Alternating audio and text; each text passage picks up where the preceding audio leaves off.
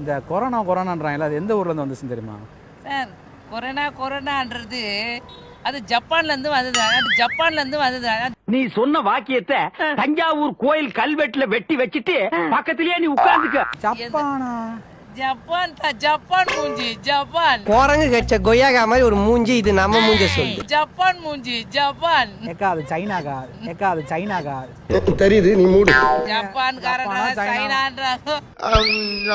தேவையில்லாத ஐடியா எல்லாம் கொடுத்துட்டு நம்மள இறக்கி விட்டு படிக்க பாக்க. கொரோனான்றது ஒரு கொசு மாதிரி சார். என்னடி இது?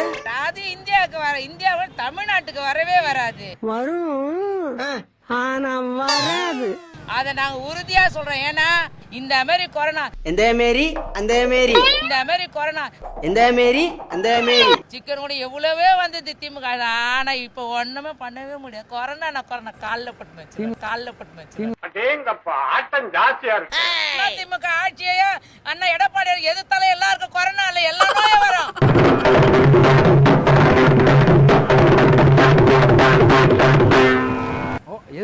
எதிர்த்தாலே வரும் சார். ஐயோ அண்ணன் பயமா இருக்கு. தாத்தா குழந்தை பயப்படுது, வாய மூடாத்தா. தாத்தா பையனை கூட்டிட்டு போய் வேப்பல் அடிக்கணும் போல் இருக்குது. நீ சிரிக்காத ஆத்தா.